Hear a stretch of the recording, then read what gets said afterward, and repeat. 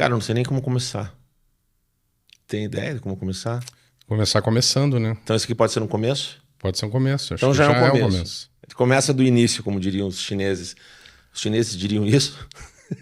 Tenho Por que ideia. os chineses não diriam isso? O que os chineses não diriam nessa hora que qualquer ser humano já não tenha dito depois, né? É. Como diz um amigo meu, que é uma pessoa que eu quero trazer no contato imediato, ele é um publicitário e ele é um criador de bonsais.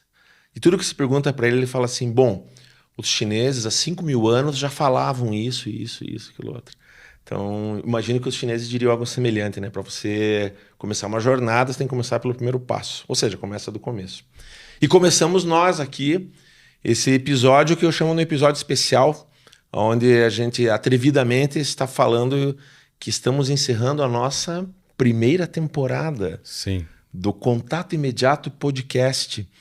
É um episódio especial fazendo um pequeno remember de como foram esses primeiros episódios nessa primeira curtíssima temporada, né? A gente começou no segundo semestre, já adiantado, de 2023.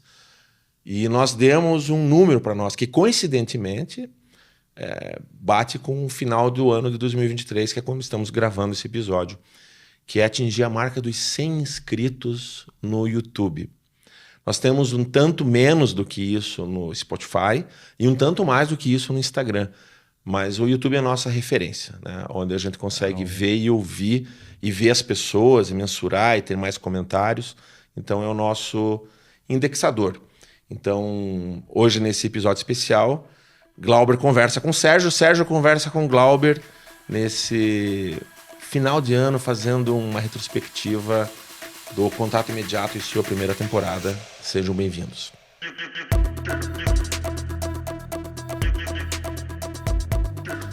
Então, Sérgio, você achou que a gente ia chegar a 100 inscritos ou achou que a gente ia passar de 1.000 inscritos? Qual que era a tua expectativa?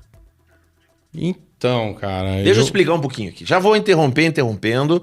O Sérgio, ele não está nervoso, ele não está titubeando. É que estamos só nós dois aqui no estúdio e ele está cortando ao vivo pelo celular na mão dele. Presta aqui, está na minha câmera agora? Tá na tua câmera. Então, aqui nós temos as 3 câmeras. A câmera minha, tem a câmera do Sérgio, que é do entrevistado, quando a gente grava usualmente aqui, e a câmera central, né, que grava a logo, ao fundo. Essa câmera aqui que tá nela agora. Tá nela agora. E então, agora eu vou cortar pro Glauber. Então, talvez vocês vejam o Sérgio em dado momento meio que olhando para baixo. Não é constrangimento. Ele é uma pessoa um pouco mais tímida do que eu, mas não muito. Não se deixe enganar. Nada que meio copo de cerveja não resolva e não equalize essa, essa função. Inclusive tem cerveja ali, qualquer coisa eu vou e tomo um gole ali, quando tiver a câmera em você. O Sérgio Hortêncio é diretor do programa, mas ele segue muito bem a risca. Se beber, não dirija. Exato. Então nós estamos aqui sóbrios e tranquilos, apesar desse tom de comemoração. Então, antes de eu te interromper, mas já tendo te interrompido, o que você imaginava que ia acontecer com o número de inscritos? A gente ia chegar a 100, ia chegar a 1.000? Como é que você olhava isso? Então, cara, sinceramente, eu acho que desde o começo falei para você que eu não tinha preocupação do contato imediato com inscritos e com audiência. A preocupação principal da gente sempre foi ter um conteúdo bom. Então, certo. Assim, todas as pessoas que a gente chamou, que você chamou, você que agendou todos, mas sempre foi, acho que a preocupação era essa. Vamos chamar gente que tem o que falar e que fala bem, que tem o que acrescentar, né? Não vamos chamar ninguém, sei lá, vazio só para dar audiência nem nada. Que é uma coisa, que é uma tentação, né? Uhum. Vamos chamar gente que vai chamar mais gente para o podcast. É uma tentação. A celebridade atrai, né? Sim. A gente sabe disso. E a celebridade, ela é bem-vinda. Mas eu quero até dar uma turbinada no que você falou. Essa preocupação que a gente tem com relação ao conteúdo não é só com o fato do que a pessoa tem para falar, mas é quem está nos ouvindo que ela tenha algo a assimilar. Sim. Né? Seja pretensiosamente na questão da informação, da educação, mas mesmo com relação ao entretenimento. E principalmente é um termo que eu recorrentemente uso, que é o fato de ter histórias que inspirem as pessoas. Né? E o que inspira uma outra pessoa é histórias similares às nossas.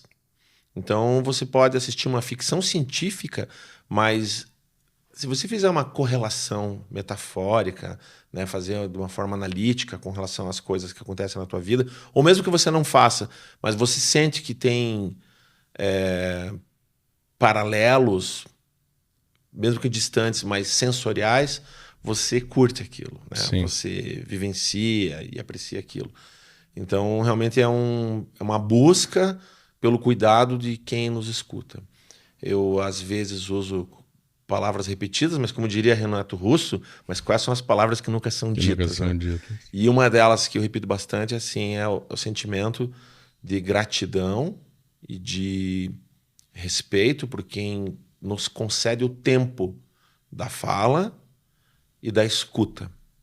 Eu acho fundamental isso. Então, eu fazendo um retrospecto, eu acredito que na parte do conteúdo nós atingimos os objetivos, ou seja, a gente alinhou aquilo que a gente acredita que é uma das, se não missão, objetivo, mas das diretrizes daquilo que a gente entende que um podcast deveria ser. Não, e daí essa coisa assim de ter 100 inscritos ou de ter, sei lá, uma boa quantidade de visualizações nas entrevistas, é uma coisa assim que para mim nunca foi. Claro que a gente quer, né? Óbvio que a gente quer audiências. Não tá tendo todo o esforço que a gente tem aqui de trabalho, de investimento, tudo para que as pessoas não vejam, né? A gente está fazendo isso para que as pessoas vejam. Mas nunca foi assim um objetivo, nunca foi uma preocupação da gente. Né? A gente quer bombar em X tempo. Ou a gente quer ter 100 inscritos em X tempo. Eu acho que veio antes até do que a gente esperava, sabe? Os 100 inscritos no YouTube. O Instagram começou agora, felizmente, a dar um bom retorno, um bom resultado. Não só porque o conteúdo tá bom, mas porque a gente também vai aprendendo a mexer ali, mas principalmente porque o conteúdo tá legal, sabe? Você vê as pessoas elogiando, as pessoas gostando, você vê as pessoas comentando, e isso é muito bom, assim. Então, antes de qualquer coisa, eu acho que tem essa satisfação de saber que a gente está fazendo um produto bom. E assim, a gente acabou praticamente fundando a TakeBiz, montando o estúdio, por causa do contato imediato, né? Contar um segredinho para quem está ouvindo, em termos de projeto, né, em termos de proposta nossa. Nós trabalhamos com audiovisual, já somados, alguém comentou aqui outro dia, né? Somados temos, acho que o Fábio Silvestre falou, né? Mais de 60 anos de conteúdo e de experiência, só nós dois, né, para entregar para o mercado. Né? Então a gente trabalha com institucionais, com publicidade, com campanha política, com videoaula, com vídeo treinamento e também com podcast. Então, para a gente mostrar para as pessoas que a gente sabe fazer podcast, a gente resolveu fazer um podcast. E aí, a partir do momento que a gente decidiu, vamos fazer um podcast, bom, vamos descobrir como é um podcast que a gente gostaria de assistir.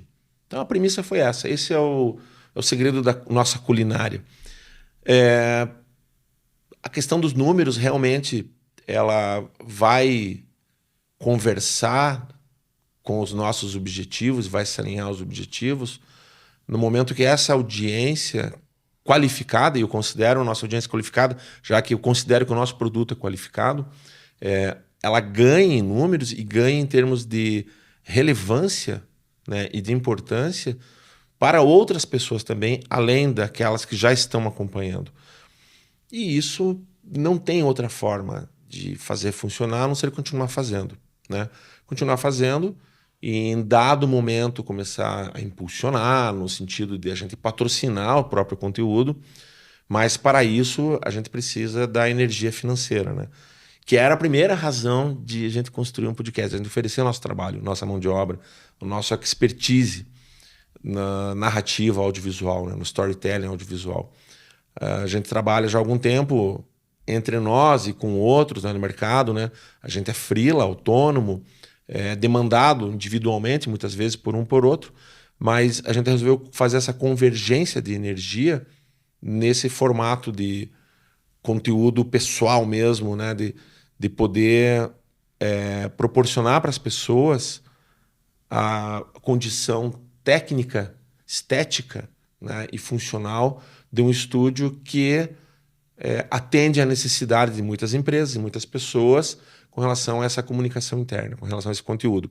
O podcast é uma delas, né? A gente já tivemos bons frutos aqui, fazendo já podcast para terceiros, fazendo uma videoaula já, né? Fazendo material para CIPAT de treinamento, né? De também corporativo. uma espécie de videoaula também. Também. Já gravamos palestra e o orçamento está andando, assim, as demandas vão surgindo, que realmente é um fruto delicioso. Em termos de proposta de negócio nossa. Mas o podcast do Contato Imediato nos trouxe um outro sabor. A gente vivenciar essas entrevistas e essas trocas, esses diálogos, permitindo também fazer com que isso nos modifique, né? A gente permitir que isso toque a vida da gente, né? Então, as histórias das pessoas que já passaram e que vão passar por aqui, assim como eu espero que elas possam inspirar, possam instigar, possam fazer uma reflexão, promover uma reflexão em quem nos escuta, possam divertir quem nos escuta, também faz isso com a gente, né? E para isso a gente se prepara também. Os números vêm, os números vão. A tendência é aumentar naturalmente, organicamente. E na próxima temporada, a gente, para não ficar do mesmo jeito, a gente vai ter alguns incrementos, né, no processo. Então, provavelmente a gente vai para uma plataforma de... Como é que é o nome disso mesmo? É uma plataforma de crowdfunding. Crowdfunding, né? Crowdfunding. Porque a gente precisa passar o chapéu, de qualquer forma, para as pessoas, para que a gente possa continuar fazendo isso sem estar tão estressado com as contas que tem para pagar, ou pelo menos custear, né, o processo. E uma coisa que eu aprendi, inclusive com um dos entrevistados aqui, ele falava, quando ele viu o negócio funcionando, ele falava assim, cara, tem gente que vai querer apoiar vocês, só que vocês têm que mostrar onde isso é possível se apoiar, né? Então, esse formato de apoiar vai acontecer em dado momento, e é lógico que a gente vai precisa entregar um diferencial, né, para quem estiver apoiando. Então, só dando um pequeno exemplo aqui, já um pequeno spoiler, para quem vai estar assistindo agora, já muito próximo do período que a gente está gravando aqui, que é final de dezembro, vai estar assistindo isso na primeira semana de janeiro, a gente tem agendado com um astrólogo, o Jaime Lauda, que é uma sumidade. Ele é um professor de astrologia. E se a gente já tivesse um grupo apoiando, provavelmente haveria um convite de que as pessoas fizessem perguntas para a gente trazer para o entrevistado. E assim como ele, para outros também. Então, a ideia realmente é fazer com que você que esteja assistindo, de alguma forma, esteja participando também previamente e durante as gravações. Talvez, em algum momento, a gente faça live, que é uma coisa que a gente tem recursos para fazer. É um caminho natural, assim, caminho uma hora que você tiver um público, é legal você abrir isso para que o público possa participar ao vivo, né? Exatamente. Até porque a gente tem um outro podcast que é ao vivo, que é o Sextou Curitiba, mas isso fica para um outro assunto, tá? Então, assim, mudanças vêm, né? Mudanças virão, muito leves, são, como diria um dos entrevistados aqui, o Rogério Mainardes, com leves ajustes, aprovado com alguns ajustes. Então, vai fazer pequenos ajustes para realmente proporcionar para quem acompanha a gente esteja um pouco mais próximo de nós, né? E já, antes de mais nada, né? Se não passando o chapéu para alguma doação, se quiser, eu passo o meu Pix, passo o nosso Pix aqui, corporativo, pessoal, para nos apoiar. Mas não é essa a ideia. Mas a ideia, sim, é que você convide e espalhe a palavra, né? E compartilhe os conteúdos, principalmente os conteúdos que forem relevantes, no sentido de que isso, de alguma forma, me ajudou, né? Me apoiou nesse momento. Então, isso pode servir para outra pessoa. Eu ouvi muito durante a pandemia, e eu falei isso em uma entrevista, quando eu trocava muitos áudios com algumas pessoas durante realmente ali a quarentena,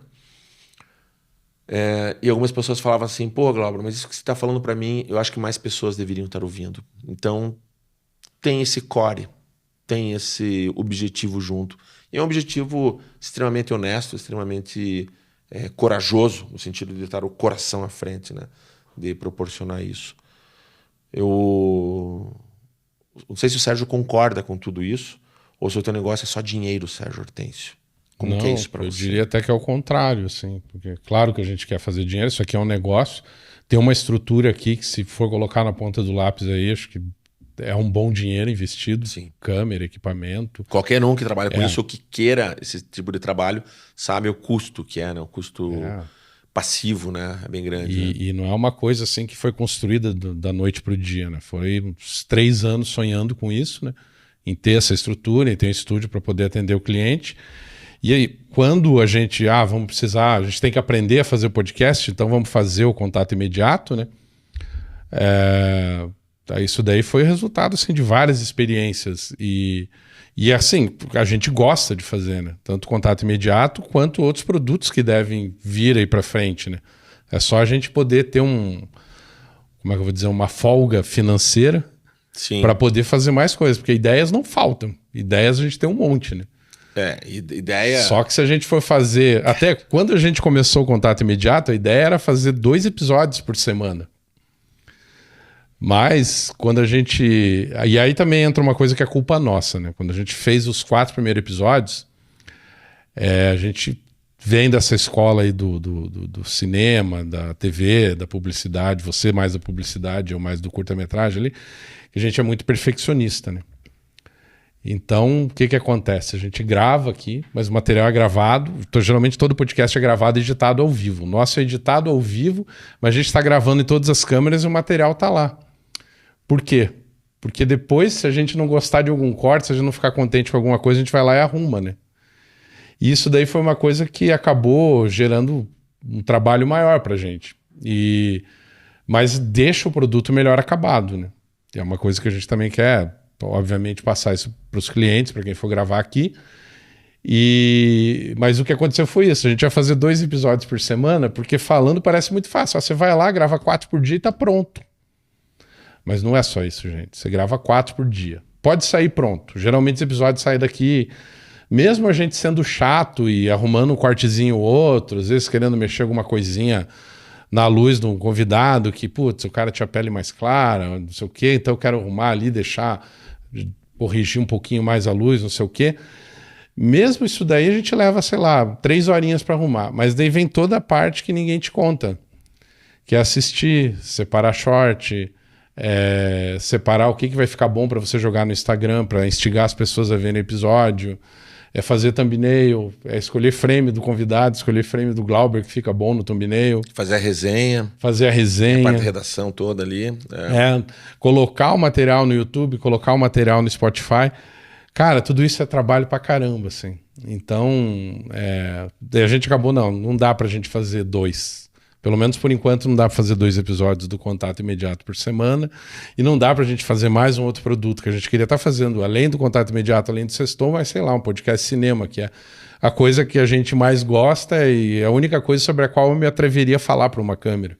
Que é uma coisa que eu acho que eu sei um pouco. Mas, enfim, acabou sendo isso, né? A gente acabou ficando 1 por semana, já dá um trabalho grande, né? Fazer 1 por semana. Já é aí o quê? Acho que for contar o tempo de gravação, de revisão e de postar tudo, é um dia inteiro da semana que leva, né? Meu cálculo, assim, tempo de trabalho na máquina ali é uma proporção de 8:1, né? Então, para cada hora de vídeo que vocês assistem, tem mais ou menos 8 horas trabalhadas nos arquivos, né? Tem mais o tempo de preparação do estúdio prévio e mais os tempos de trânsito de arquivo, copiagem, render, né? Então, realmente um episódio desse toma um dia, né? Quando eu estava em sala de aula, eu dei aula por duas temporadas em faculdades diferentes, aulas em edição, linguagem audiovisual, storytelling, e eu falava para uns alunos, eu falei isso várias vezes, era um aprendizado que eu tive de um diretor de cena quando eu fazia assistência de direção, e ele falava assim, tem 2 formas de se fazer um filme, ou com prazo ou com grana, né? Então, se você tem grana, você contrata todo mundo e resolve aquilo da forma mais rápida possível, da melhor forma possível.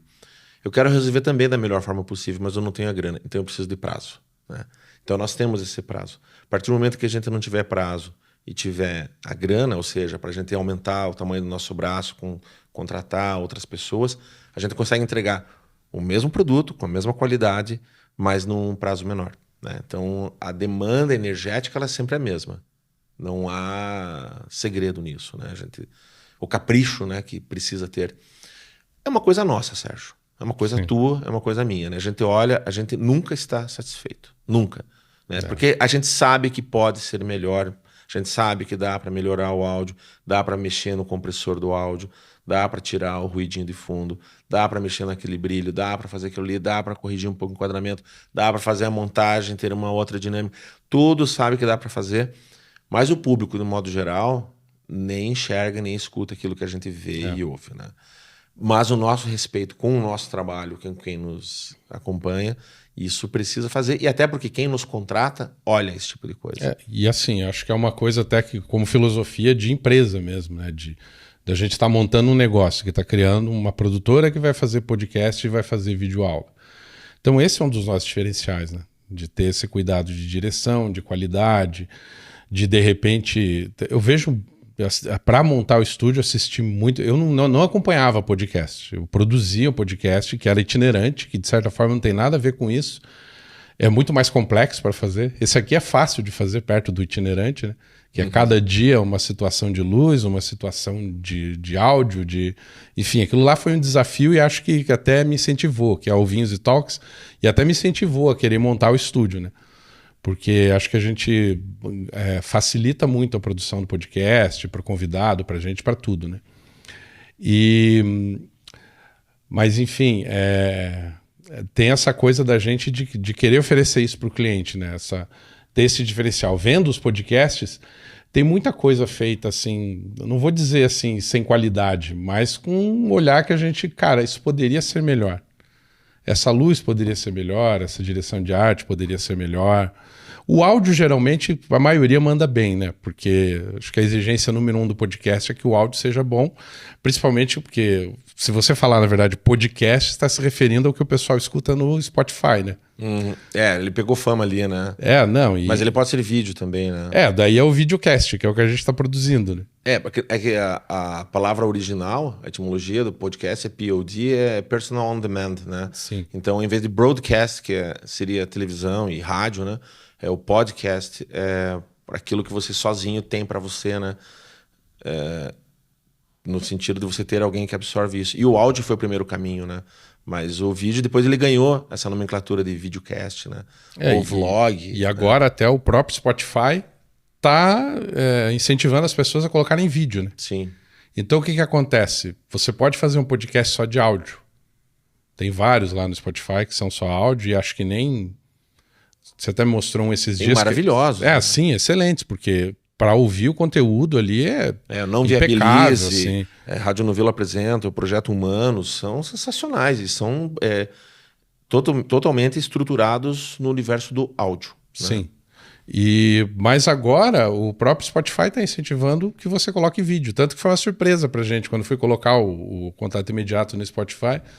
Eles, fui lá achando que tinha que mandar um Wave, um MP3, de repente coloquei o vídeo e começou a fazer o upload. Ué, mas que isso? Eu pensei, acho que é só o trailer que eles aceitam. Não, é o vídeo inteiro.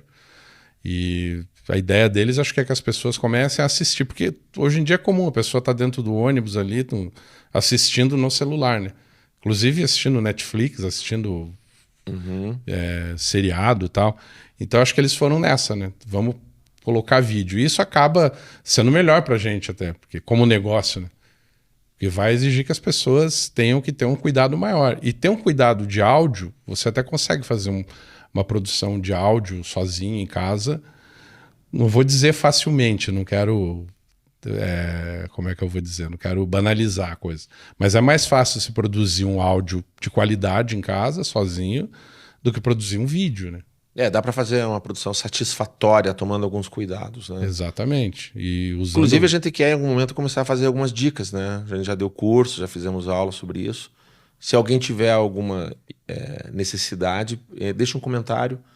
A gente pode falar sobre essa linguagem, inclusive sobre participar, né? Muitas pessoas chegaram nervosas, às vezes, aqui não sabiam muito bem. Como é que eu faço? A gente tem algumas dicas excelentes, né? para desmistificar isso, né? Hoje, falando com o cliente, antes de chegar aqui, eu estava falando com o cliente dele, falando sobre agendamento, não sei o quê, daí até eu já falei, cara, não traz teu convidado assim muito em cima da hora, traz ele aqui antes pro cara... Porque o que acontece? As pessoas chegam aqui meio que dão uma assustada, né? Normal. Eu fui dar entrevista ao vivo uma vez na televisão, eu estava com uma amostra de filme. Cara, foi um dos dias mais nervosos da minha vida. Acho que se eu tivesse sido pai, não sei nem se... No dia que eu fosse ter filho, eu ia ficar nervoso que nem eu fiquei aquele dia. E a hora que eu entrei no estúdio e sentei, já tinha uns 4, 5 anos trabalhando com vídeo, já tinha feito uma meia dúzia de curta-metragem, já tinha feito TV, institucional, não sei o quê. Mas a hora que eu entrei e sentei do outro lado, que no caso hoje é esse lado aqui, porque hoje eu não estou lá atrás, hoje eu estou aqui na frente da câmera, dá um negócio assim. Dá um negócio. E para mim me ajudou muito ter chegado antes no estúdio e a apresentadora ficar conversando comigo. Porque naqueles 10, 15 minutinhos que eu cheguei antes, ela ficou conversando, eu acabei meio que... Você vai relaxando. Isso é uma coisa que eu falei pro cliente. Falei, cara, não queira gravar 4 pessoas em 4 horas. Grava 2 em 2 horas, fala pro cara que ele vai ficar umas 2 horas aqui no estúdio, daí ele chega antes e não chega e já vai gravando.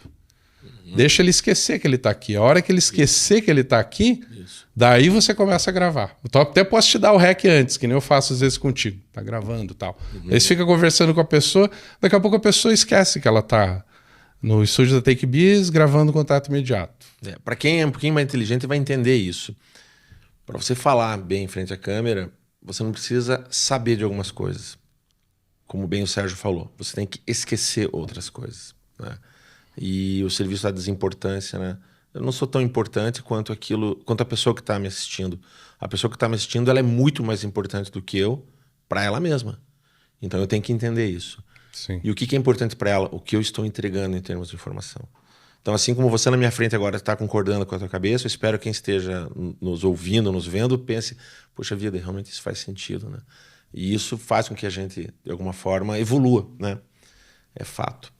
Eu vou te fazer uma pergunta, porque quando a gente... Aconteceu mais ou menos assim. A gente vai montar uma produtora de podcast, a gente tem que fazer podcasts, mostrar que nós fazemos podcasts, nós sabemos fazer podcasts. Isso significava, inclusive, aprender dentro desse setup que a gente está hoje, né? Com esses microfones, com essa câmera, com corte ao vivo, tudo. Mas alguém tem que apresentar o podcast. Alguém precisa apresentar o podcast. E na hora eu falei, Glauber, vai você. Porque eu já apostava nele que ele ia mandar bem, que ele ia pensar, o Glauber acho que vai fazer isso bem feito e acho que vai gostar. Era uma aposta minha, assim. Daí ele, não, mas vamos cada um apresentando. Eu falei, não, vai você. E daí eu te pergunto hoje, como é que está sendo essa experiência de estar do outro lado, de estar atrás da câmera, aliás, na frente da câmera, atrás do microfone? O que você está achando disso e como é que é isso? O que você acha disso tudo, de ser o podcaster, de ser o host do Contato Imediato? Primeiro, antes de responder, vou dar uma explicação um pouco mais abrangente para o público com relação à expectativa que eu tinha com relação ao podcast, né? Ao Contato Imediato. Quando a gente desenhou o projeto, uma das coisas que eu pensava é que o apresentador não tinha que ser um apresentador, mas que fosse um apresentador itinerante. Eu achava que eu considerava e considero, eu acho uma proposta muito interessante de você ter o podcast como algo, a proposta do conteúdo daquele canal, daquele podcast, ter algo que vai demandar quem que vai entrevistar, quem vai ser entrevistado, né? Então eu acho mais apropriado, por exemplo, a gente vai entrevistar um músico, que do outro lado que esteja alguém que é da área da música. Vou entrevistar alguém que é da área do urbanismo, eu achava que tinha que estar do outro lado alguém que tivesse um professor de, sei lá, de sociologia ou de arquitetura, né? Eu sempre idealizei nisso, né? Que os entrevistadores também fossem convidados. Que o conteúdo proposto pelo Contato Imediato, ele demandava entrevistador e entrevistado. Essa era uma ideia. E aí, como a nossa necessidade era criar um produto para mostrar que a gente sabe fazer podcast, e aí a gente gravou os 4 primeiros, né, que eram pilotos, que nunca foram pilotos, sempre foram já programas, já episódios. Foi valendo, né? Sempre foi para ir ao ar. eu comento assim, jocosamente, de que eu perdi no palitinho. Porque era eu, você e o André Prodóximo. O André Prodóximo, que era do primeiro estúdio que a gente gravou, lá da Vila Sonora, sensacional. Um estúdio de áudio sensacional, generosíssimo. Colaborou muito com o primeiro tiro do Contato Imediato, né? A gente gravou os primeiros 4 episódios A gente não no estaria estúdio aqui dele. se não tivesse começado a gravar lá. Se tivesse gravado esses 4 primeiros episódios lá, acho, não sei, a gente não ia ter tido essa. Não é que não tivesse a vontade, mas a gente não ia ter tido essa coragem, digamos, de vamos continuar, vamos fazer mais, vamos gravar mais, vamos tocar o negócio em frente. Exatamente. Quando os 4 primeiros a gente viu que não era só um piloto, né? Que era um desenho inicial diferente, né? Vamos gravar, mostrar que a gente sabe enquadrar, sabe fotografar, sabe fazer áudio, né? E de repente o conteúdo tomou conta, né? E eu perdi para os dois no palitinho, numa proposta, que eu falei, não, eu entrevisto um, outro entrevista o outro e outro. Não, você apresenta. E eu vou te responder a tua pergunta agora de uma forma cinematográfica, tá? Eu me senti como o personagem do Cova Rasa. Você lembra o que acontece no filme Cova Rasa? Cara, eu assisti há muito tempo atrás. Filme dos Lembro anos do filme? 90, assisti várias vezes, Danny Boyle. do Danny Boyle, né? Ele estreando o Ivan McGregor. Exatamente. Ivan McGregor, mais uma menina e outro cara, que a gente não lembra os nomes, porque o Ivan McGregor que arrebentou, né? E a história era dos 3, tem um quarto personagem que morre, e aí eles têm que desmembrar o corpo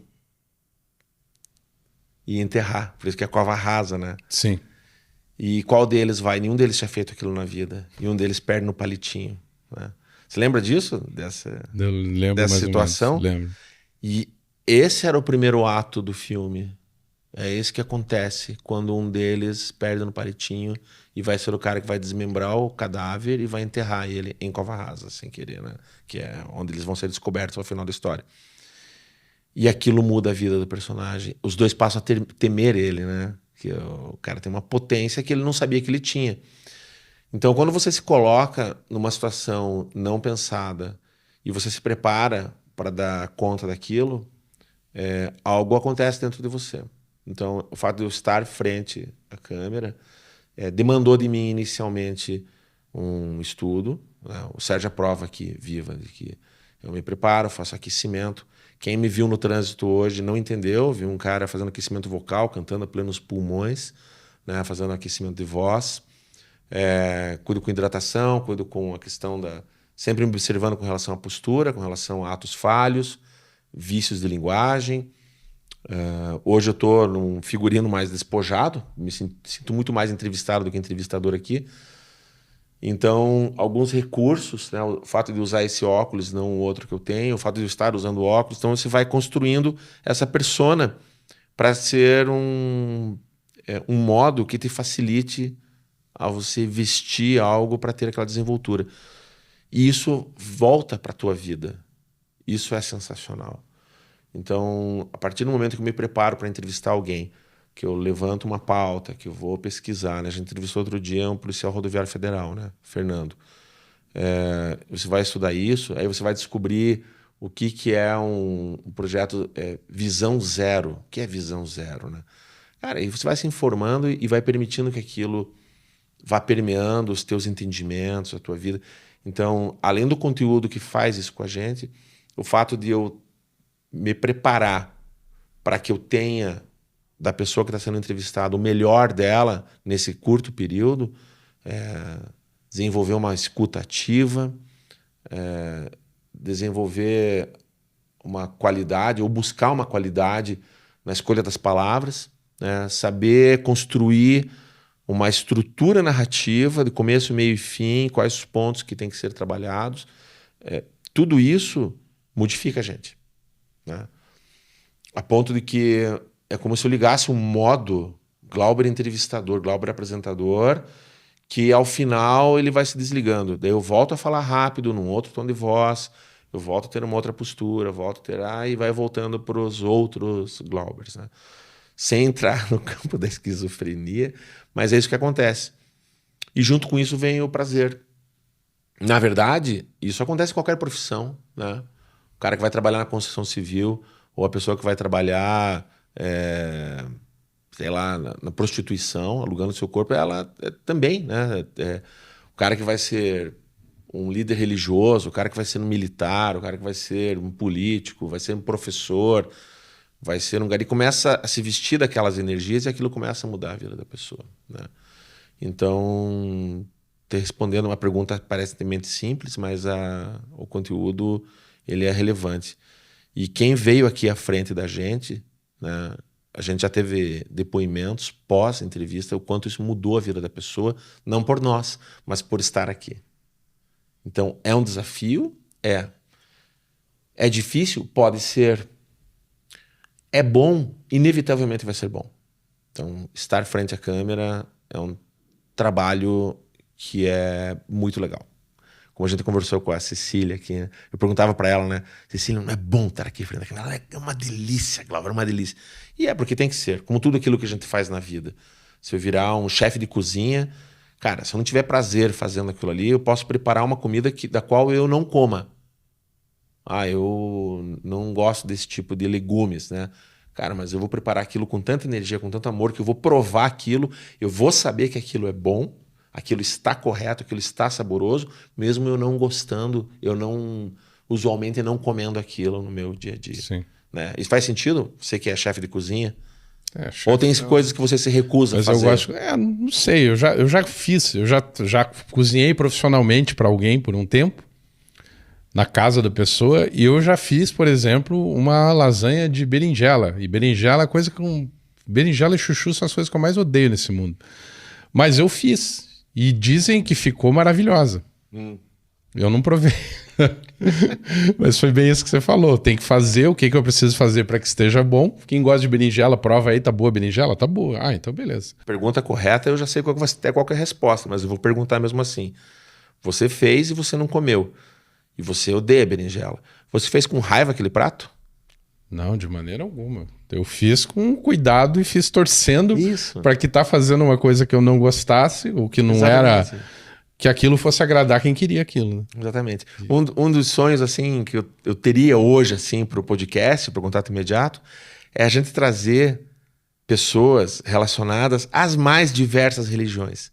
E não quer dizer que eu professe todas essas fés, ou que eu professe qualquer uma delas, mas tentar tirar dela, que eu encontrar lá dentro, o melhor do ser humano, né? Mesmo que eu não concorde com quase nada do que a pessoa venha falar aqui à frente. E acho que uma das funções do podcast, ou de qualquer trabalho de documentário, de entrevista, é essa, né? Você ouvir um ponto de vista que lhe é antagônico, que é diferente para você. Porque senão você vai fazer um podcast, vai fazer um documentário para ouvir aquilo que você já sabe. Acho que não, acho que a gente está aqui principalmente para aprender e para ouvir a fala do outro, ouvir o lado do outro.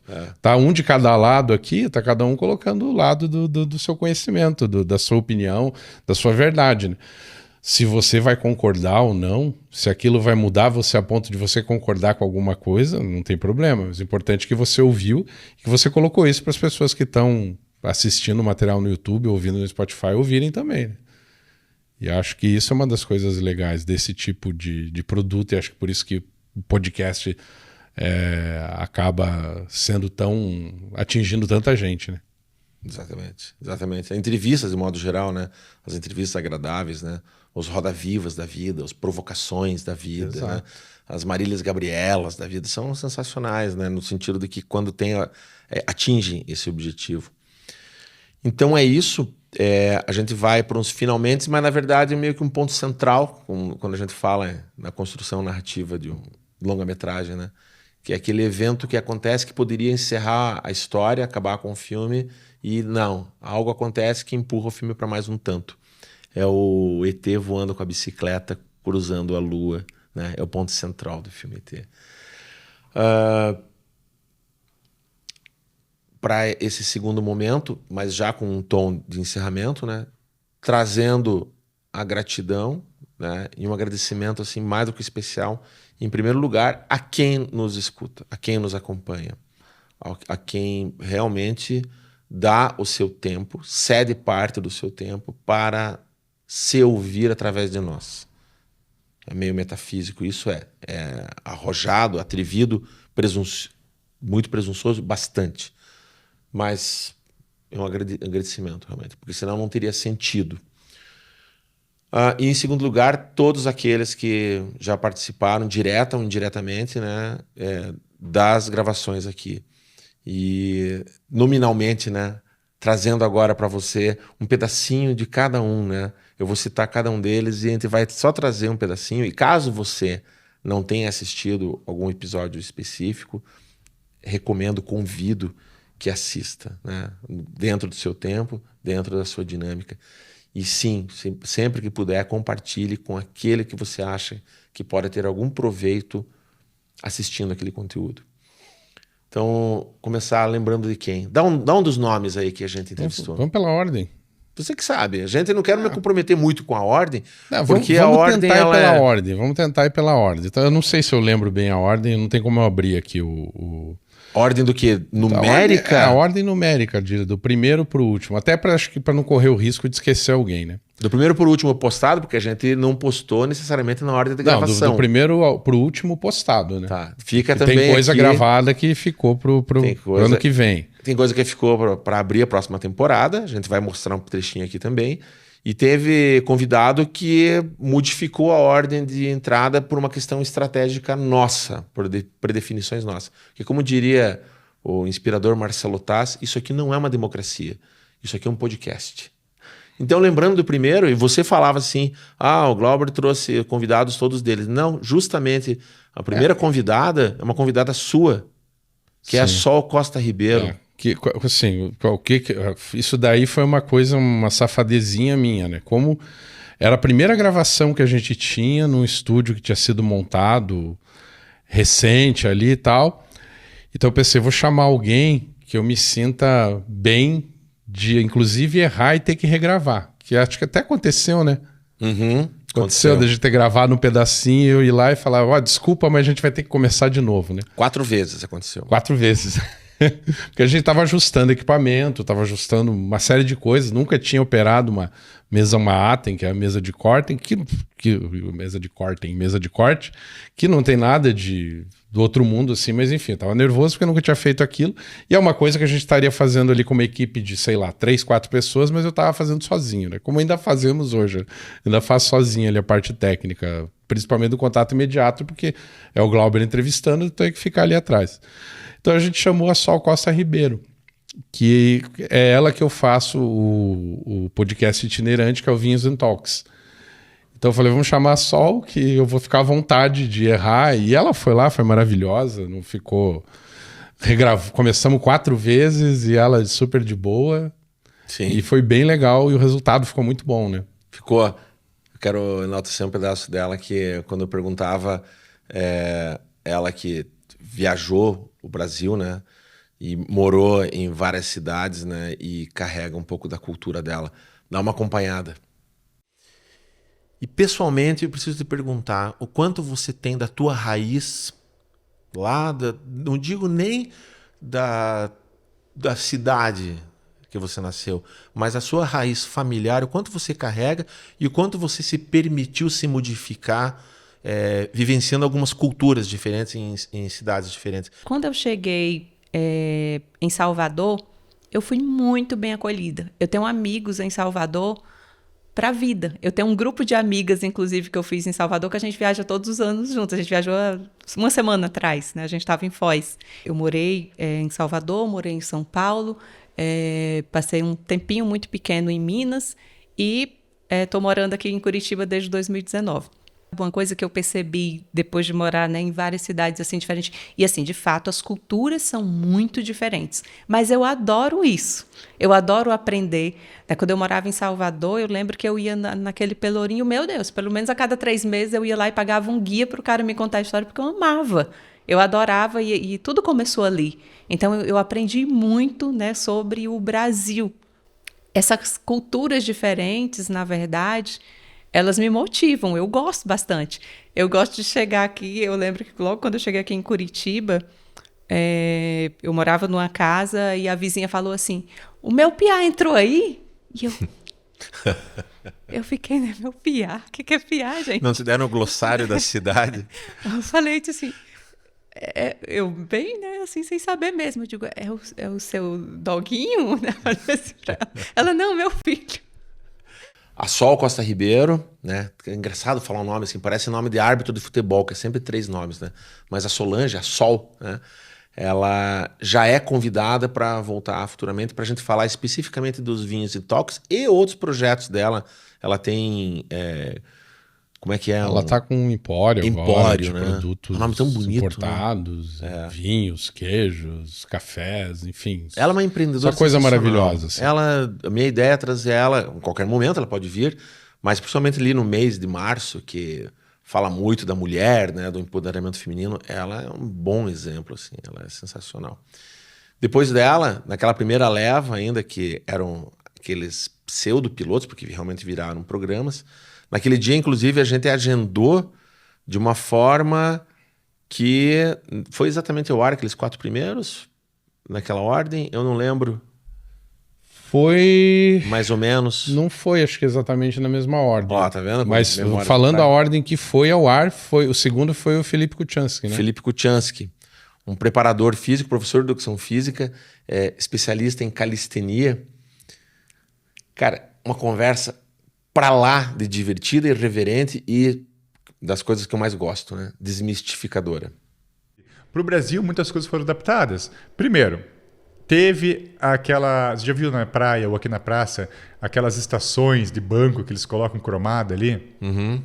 A ideia foi boa, mas de boas ideias o inferno está cheio. Poderia ser muito melhor executado aquele tipo de equipamento.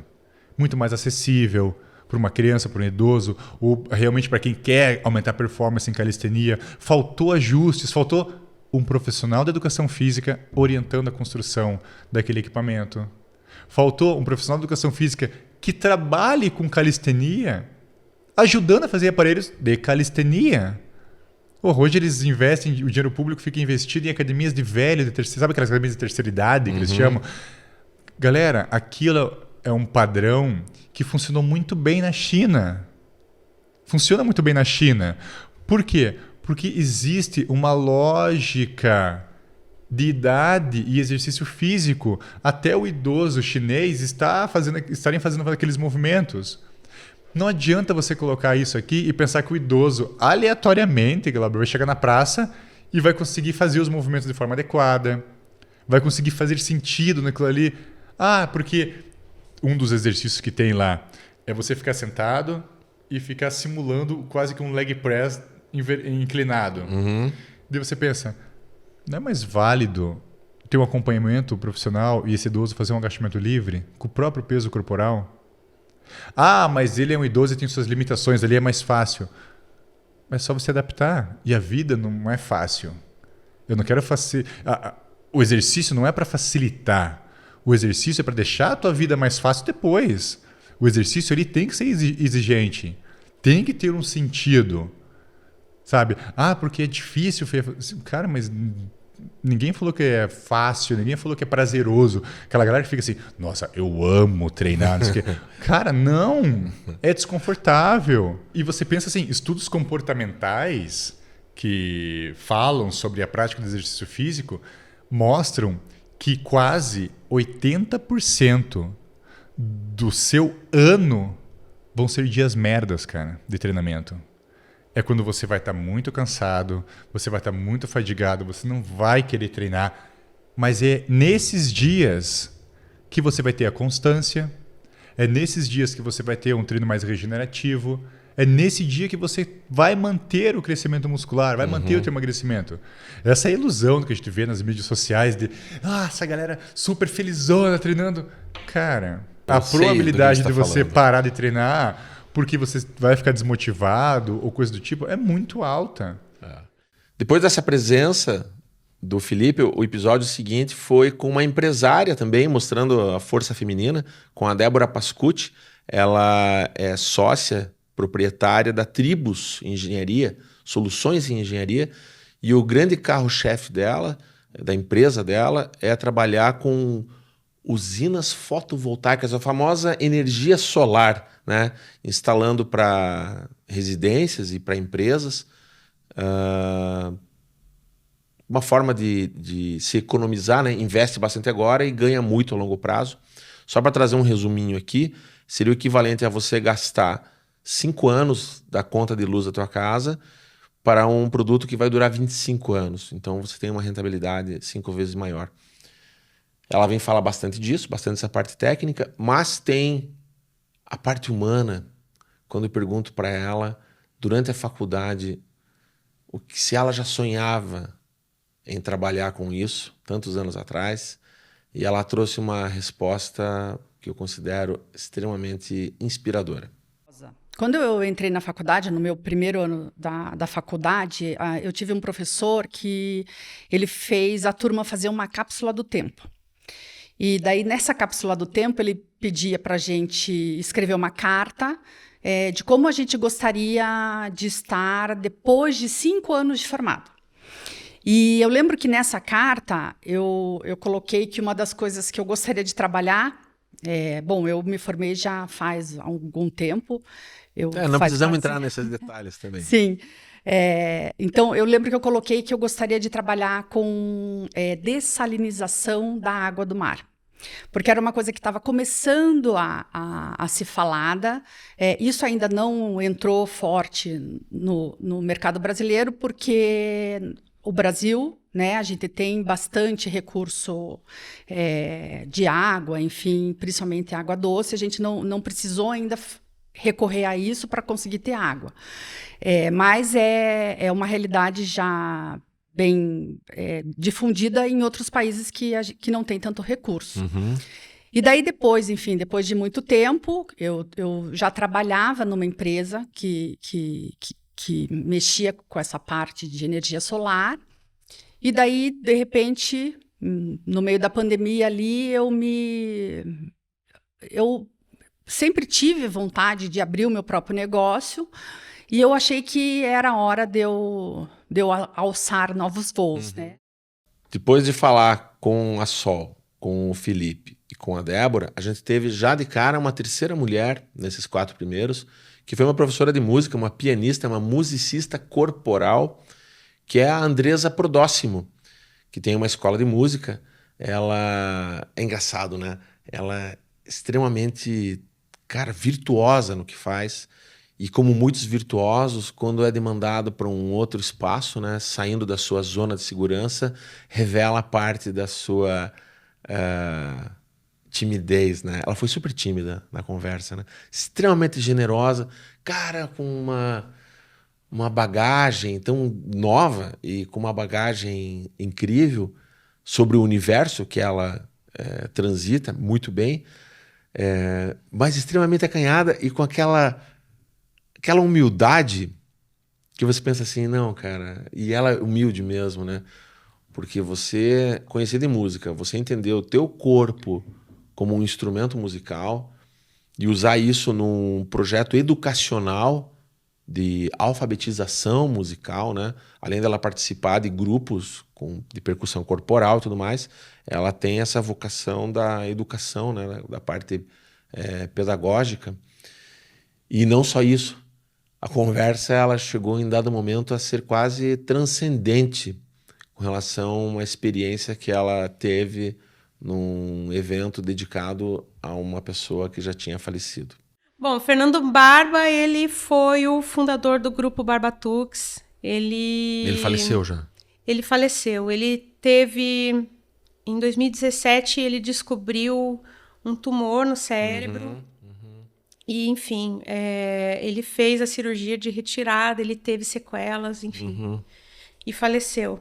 E o que tem uma história mais recente aí com relação... eu acabei realizando um festival, né? Um festival Baticum, que foi um festival em Curitiba. Foi o primeiro festival de música corporal de Curitiba.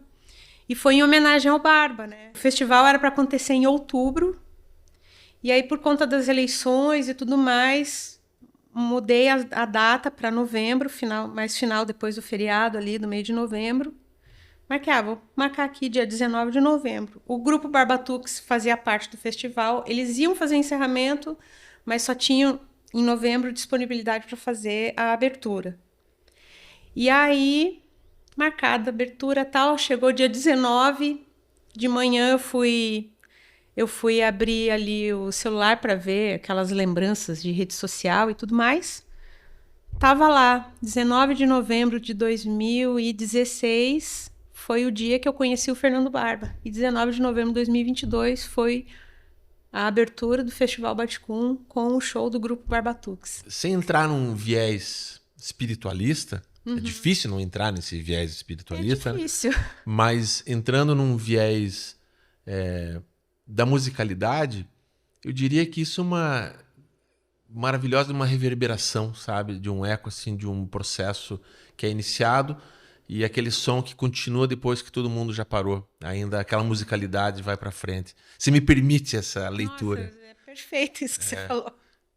E aí, episódio seguinte, nós aqui nessa nossa casa, nesse estúdio aqui, sempre com a potência de podermos fazer materiais lá na Vila Sonora com o André, que também, além de tudo, é um musicista, um cara que multi-instrumentista, professor de violão, toca sax, toca contrabaixo, toca piano, tem um estúdio de gravação de músicas.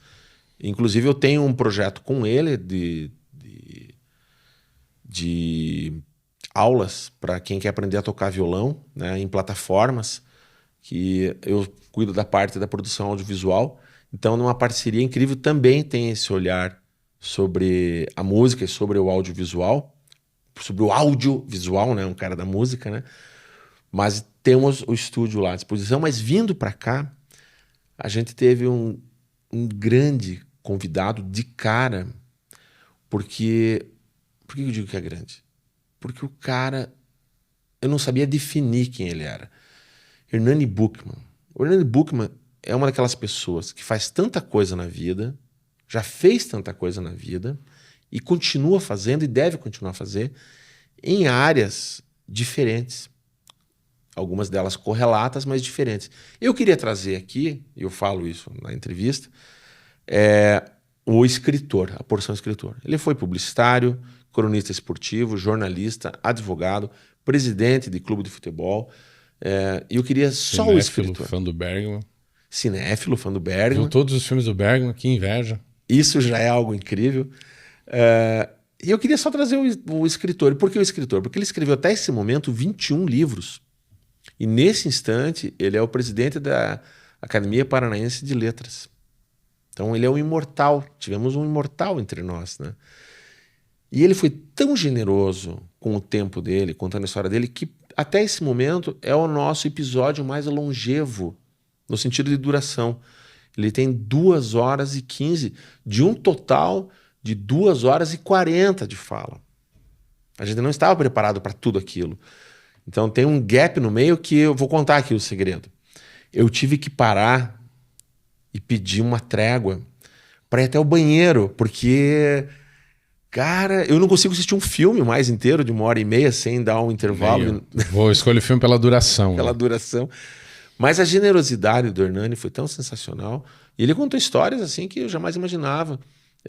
E conhece, né? Muita gente conheceu, porque muita gente que ele conheceu já morreu. E um deles foi o tal do Homem da Capa Preta, que virou inclusive um filme com o Zé Wilker. Homem da Capa Preta. Como é que era o nome dele? Tenório Cavalcante. Tenório Cavalcante, o Homem da Capa Preta. Me ofereceu um projeto, como se eu pudesse ser uma espécie de sucessor dele. E ele usava uma metralhadora. Né? Ele era deputado estadual em Niterói. Uma metralhadora o quê? Uma metralhadora chamada Lurdinha. Ah, ele tinha uma Lurdinha? Ele tinha uma Lurdinha. Né? Ele usava uma capa preta. E fazia aquilo porque ele... Igual o Homem da Capa Preta do Zé Wilker? Isso. Né? Ele abria a camisa e mostrava. Por aqui saiu uma bala. Por aqui entrou outra bala. Deus é Cacilda. Né? E é que está aí para tirar esse homem. Começa a explicar o bunker, começa a explicar... Exatamente. E ele era deputado estadual em Niterói. Então, em alguns dias, ele ia para o Rio de Janeiro, pegava a barca, ia para a Assembleia Legislativa em Niterói e voltava. Ele me ofereceu isso. E aí eu pensei um fim de semana e não aceitei. Porque eu tinha ido para o Rio para morar na Zona Sul. Eu não tinha ido para o Rio para morar na Baixada Fluminense. Ele se encantou assim, com a minha... Era um homem assim, com a barba grisalha. Mas você disse não pessoalmente ou você ligou para ele? Não, falei, tive uma entrevista com ele, foi umas 2 horas com ele. E atrás dele estava em construção o prédio sede da Petrobras. O escritório a redação do jornal dele era na Rua do Lavradio, bem no centro antigo do Rio de Janeiro, perto da Lapa. E eu via aquela construção, eu falando com ele, e eu via aquela construção no fundo, falei, e se tiver um atirador lá? Né? Se tiver um cara com um fuzil lá tentando acertar o velho Tenório. Ele era um homem que falava grosso, assim, e muito, muito respeitoso. Assim, já com uma certa idade, ele devia ter mais de 60 anos na época. Não, eu fiquei muito impressionado com ele. Mas não tive coragem de ligar diretamente para ele. Liguei para a secretária, agradeci muito, disse que eu não ia aceitar. Com tanta generosidade, com tanta história para contar, o que se pensa assim? Eu, naquele momento, depois do Hernani, eu pensei, cara, a gente tem conteúdo de podcast para 6 meses. Porque se você pegar uma conversa do Hernani Buchmann e resolver acompanhar, digerir cada etapa da história dele, cara, é muita coisa, é muita coisa. Eu pensei, cara, o que mais eu posso trazer aqui? Aí a gente trouxe uma veterinária que nos enganou. Eu quero deixar claro aqui para nossa audiência que eu convidei uma pessoa para falar de um assunto, ela veio aqui e falou de outra coisa. Tanto que depois a gente pediu para ela indicar pessoas para falarem do assunto que a gente queria que ela falasse. Sabe no Curtindo a Vida Doidado, quando a irmã do Ferris Bueller, ela tinha pedido um computador e ganhou um carro, sim, e ele tinha ganho um computador, ele fala assim, não dá para ter tudo na vida, né? Você pede uma coisa e ganha outra. Cara, a gente pediu um computador e veio um carro para cá. Então a Nora Munhoz, que a gente queria que falasse sobre veterinária, falar sobre bichinhos, ela vai falar de um outro bicho. Ela vai falar do bicho homem. Ela é uma mentora hoje de carreira. Ela viu que no universo dela, onde ela tinha um curso e fomentava o trabalho para os veterinários, ela conversava para os colegas dela, ela viu aquilo que servia para veterinários, servia para outros campos profissionais, para outras carreiras, e mais do que isso, não só para o profissional, para a pessoa que está atrás do profissional. Então foi uma conversa daquelas de mentoria mesmo, né? Muito enriquecedora. Eu tive um feedback da Nora Munhoz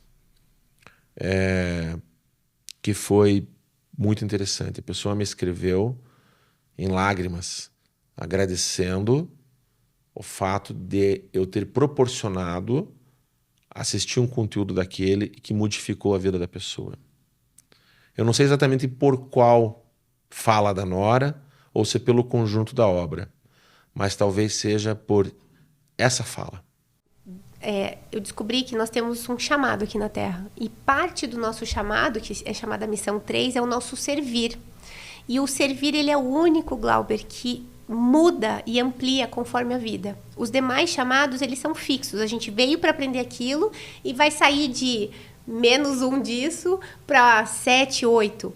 Essa é a evolução de todos nós. Então, na missão pessoal, eu só vou melhorar. Na missão de relações, eu vou melhorar. Mas a missão 3, ela muda. E é por isso que pessoas, às vezes, transitam de carreira bem diferente ou transitam dentro da carreira. E pode ver que pessoas que ficam 20, 30 anos fazendo exatamente a mesma coisa, exatamente no mesmo lugar, normalmente são pessoas que são depressivas, são pessoas que não veem sentido na vida, não são pessoas que usufruem muito bem da vida. É raro o caso de uma pessoa que fica estagnada. Por quê? Porque é uma necessidade nossa da alma, crescer e contribuir. Então é natural que sempre a missão 3 vai evoluindo. E foi o que naturalmente aconteceu comigo. Naqueles 16 anos em que eu estava parada, era essa sensação que eu tinha, de que eu não tinha mais o que contribuir. Eu queria me aposentar. Eu parecia uma velha. Eu não tinha ânimo de vida para absolutamente nada. E isso acontece com muitas pessoas de várias profissões. Chega uma hora que parece que realmente está um peso morto na sociedade. E aí vem depressão, burnout e muitas outras coisas. Então, eu transitei de carreira ainda dentro da veterinária. Ajudo colegas veterinários que hoje salvam muitos bichinhos. Então, sim, eu cuido de bichinhos de uma outra forma, não pessoalmente, não fisicamente, mas hoje eu ajudo veterinários a viverem melhor para que eles atendam melhor esses bichinhos. Então, a minha missão ainda não mudou, mas depois que eu transitei para cuidar dos colegas e comecei a dividir com eles esses conhecimentos, eu acabei me formando em análise existencial, como autoconhecimento para que eu melhorasse. E ao ver isso, eu comecei a dividir com eles naturalmente os meus conhecimentos. E eles começaram a ficar alucinados com esses conhecimentos. Esses conhecimentos trouxeram paz na profissão, paz na vida pessoal, paz na vida financeira, paz na vida como um todo. E aí, esse servir, que era só uma pontinha, que era só assim, um a mais, acabou tomando um grande espaço. E, novamente, o convite a ajudar pessoas e não uma profissão em si. Porque aí, de novo, não pode meu marido, não pode o fisioterapeuta, o advogado e tudo mais. Eu falei, é para todo mundo. Todo mundo precisa cuidar da sua área financeira, da sua área espiritual, da sua área do servir no lugar certo, com ação massiva, estando feliz. Hoje as pessoas fazem tudo no automático, tudo por dinheiro. Então, elas trabalham para dar tudo para os filhos, mas não tem tempo para os filhos, não tem tempo para os maridos, famílias se desfazendo. Pessoas que trabalham, mas não estão felizes com o que fazem. E tem solução isso, então? Descobrir o seu chamado, porque a gente vê por aí pessoas felizes com o que fazem, pessoas que estão transbordando. Aí você fica, por que eu não? E ela sim. Porque aquela pessoa atendeu ao seu chamado. Cada um de nós veio com uma missão para a Terra específica, um propósito. E se você encontra esse propósito, o seu servir vem, o seu financeiro vem como consequência do servir. Então, será que foi esse trecho exatamente que tocou a pessoa? Você assistiu esse episódio inteiro? Eu acho que é um dos episódios que podem trazer de uma forma mais pretensiosa, atendendo a pretensão de algo que possa modificar a vida das pessoas mesmo, né? Que é o contrário do episódio seguinte, que é um episódio, não que não possa também trazer informações que de alguma forma modifique a vida das pessoas, mas é um episódio mais irreverente, mais divertidamente assustador, eu diria, que foi a conversa com a Clarissa Grassi, que é a guria do cemitério. A famosa aqui em Curitiba a gente chama de guria, né? A mulher, né? A guria do cemitério. Ela é especialista em passeio, visita guiada em cemitério, especificamente nesse momento no Cemitério Municipal São Francisco de Paula, aqui em Curitiba, com histórias sensacionais, inclusive com uma história pessoal dela, da Movida. Tem visagem dentro do cemitério? Tem uma aparição? Algum espírito apareceu lá para você? Olha, o máximo que aconteceu comigo foi uma vez que eu estava fazendo uma visita guiada, acho que foi em 2013, eu acho, durante o dia. E eu estava mostrando um túmulo, e enquanto eu estava mostrando o túmulo, olhando, falando, né, dos símbolos e tal, uma mulher veio e me pediu licença. Você me dá licença? Tudo bem, peguei e dei um passo à frente, né? Mas eu falei, poxa, que mal educada, né? A mulher pediu licença, nem olhei para ela, eu me virei. E procurei a mulher e não achei. Eu falei, não passou uma mulher aqui agora? Deles, que mulher? Eu falei, essa que me pediu licença. Aí todo mundo, não, assombração e tal. Eu falei, gente, vamos continuar aqui e tal, não sei o quê. Daí depois eu fiquei pensando, né?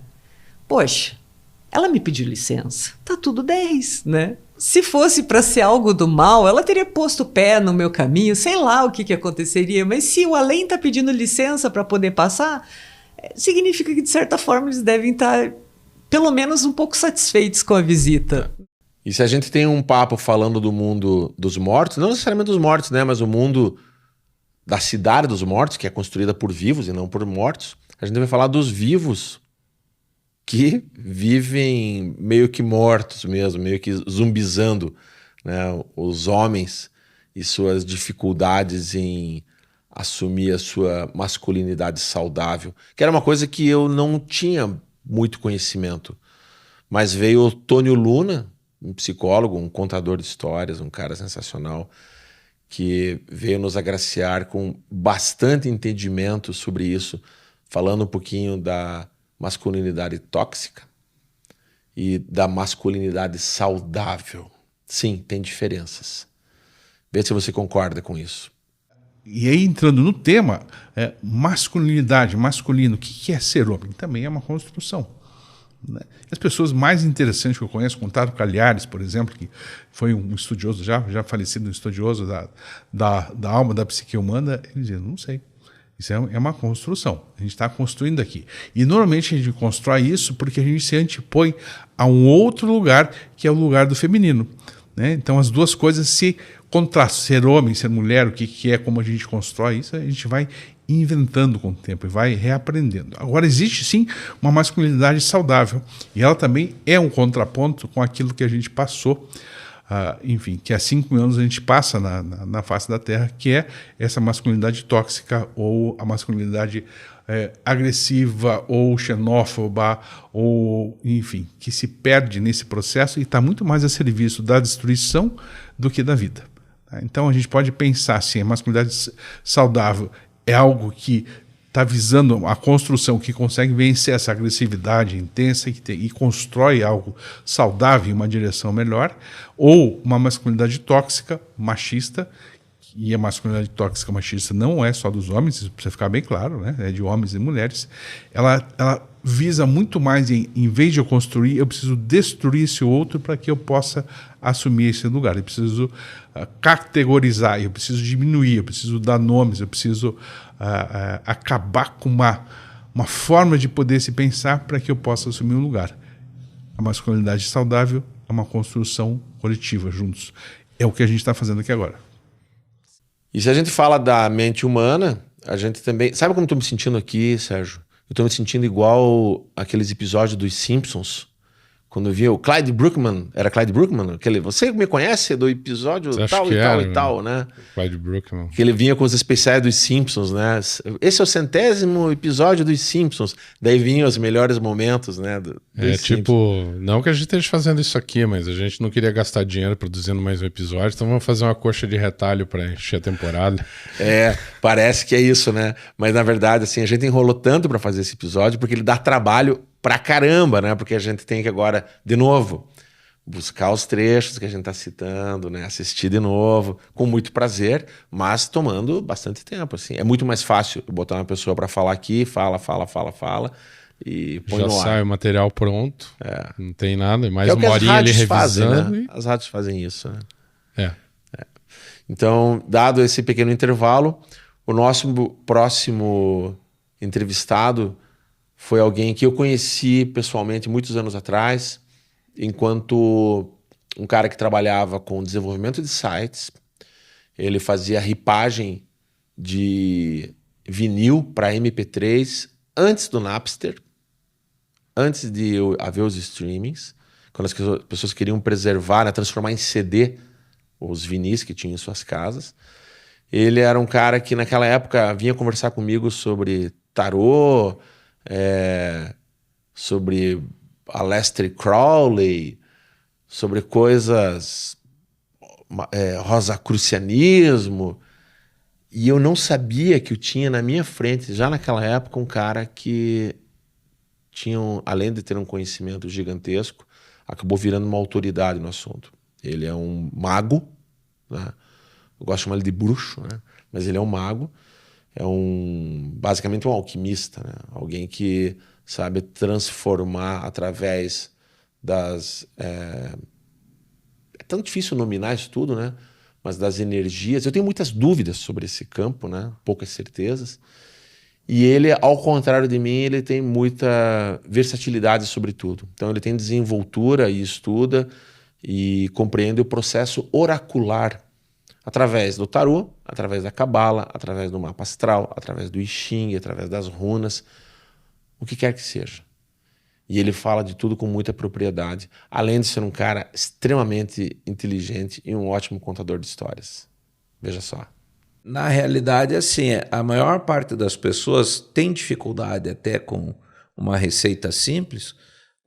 Tem gente que não sabe fazer arroz, tem gente que não consegue cozinhar um ovo, né? Não tem mistério nenhum nisso. Ou melhor, tem mistérios, né? Mas as pessoas, muitas vezes, é preciso que a Rita Lobo dê a dica do ovo para ele não ficar com a marquinha escura ali ao redor, né? Então, eu falo isso que a minha esposa, esses dias, veio me falar: a ciência do ovo cozido pela Rita Lobo, né? De como você não deixar se acumular o enxofre que tem no ovo ao redor da gema, né? Então, mesmo o ovo tem uma profunda ciência para você poder aproveitar isso, né? Então, na realidade, assim, até conversávamos outro dia de maneira informal e eu comentei contigo, né? A magia, ela é uma ciência no momento em que ela permite você reproduzir certos efeitos através de certos passos. Então, realmente, a receita funciona. Porém, mais do que uma ciência nesse contexto, quando você aprende a pintar com óleo, se nós dois fôssemos alunos de uma mesma professora ou professor, e ela dissesse, pinte uma natureza morta. Usando a mesma técnica, seriam quadros diferentes. Então, os resultados nunca são exatamente iguais. Os resultados variam porque magia está muito mais perto da arte, nesse contexto, em que ela é uma técnica que te permite atingir determinados resultados, do que realmente uma ciência exata, né? E aí que eu comentei, né? A magia, nesse contexto, ela é feita com pincéis e não com ferramentas, né? Então a gente tem que lembrar isso o tempo inteiro, porque mesmo as pessoas hoje que têm, inclusive fica um aviso para os nossos espectadores aí, que na realidade você pode ter um vizinho mago ou maga e você nem ter a noção que isso acontece, né? Porque não são pessoas que se distinguem.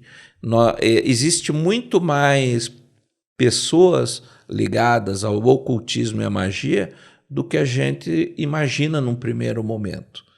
Tentando fazer um link aqui, tentando fazer um paralelo, se fosse possível buscar e traçar uma conexão entre um episódio e outro, eu construiria uma historinha aqui. Eu diria que seu episódio anterior falava das relações energéticas.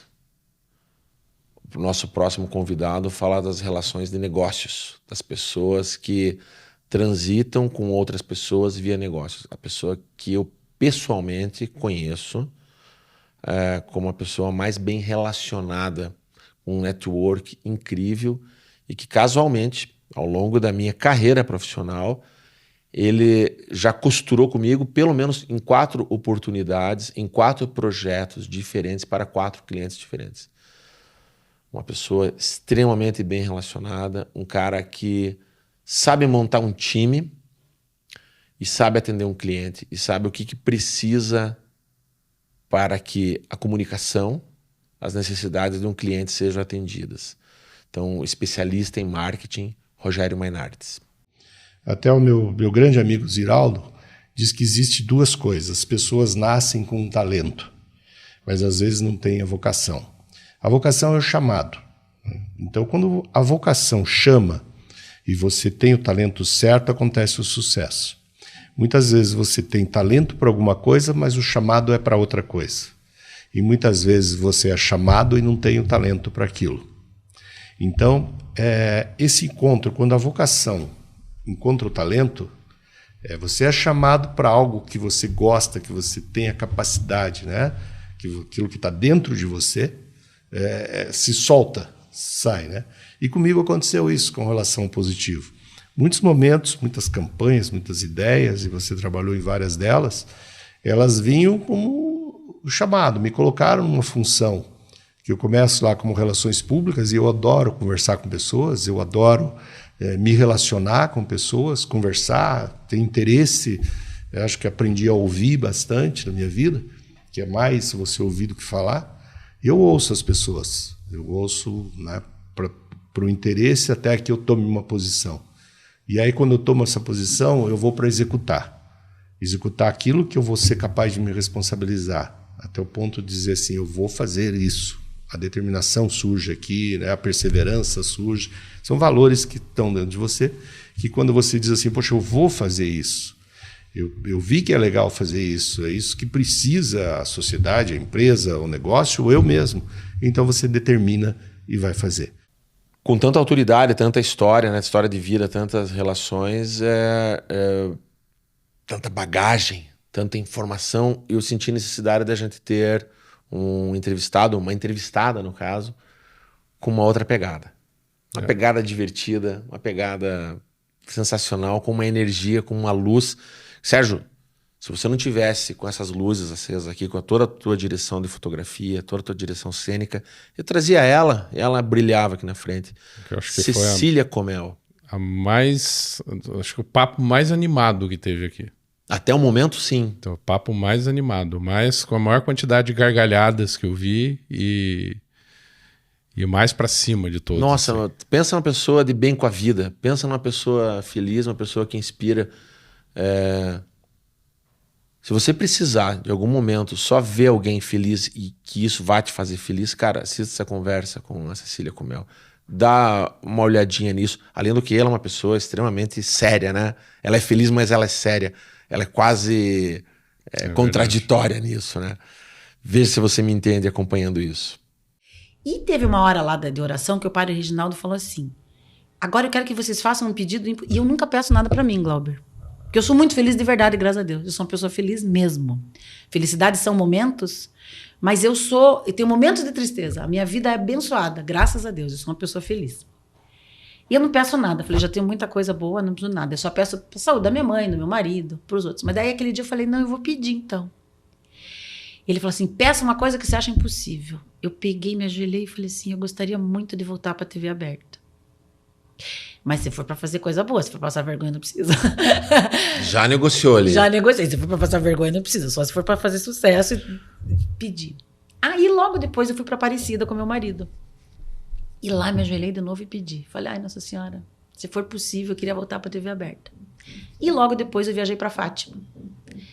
E a gente fez aquela procissão das velas lá em Fátima. E eu me ajoelhei e pedi de novo. Eu queria muito voltar pra TV aberta, porque não importa quanto tempo, nem que fosse um período, mas que desse certo, que eu gostasse, que eu conseguisse a minha realização profissional.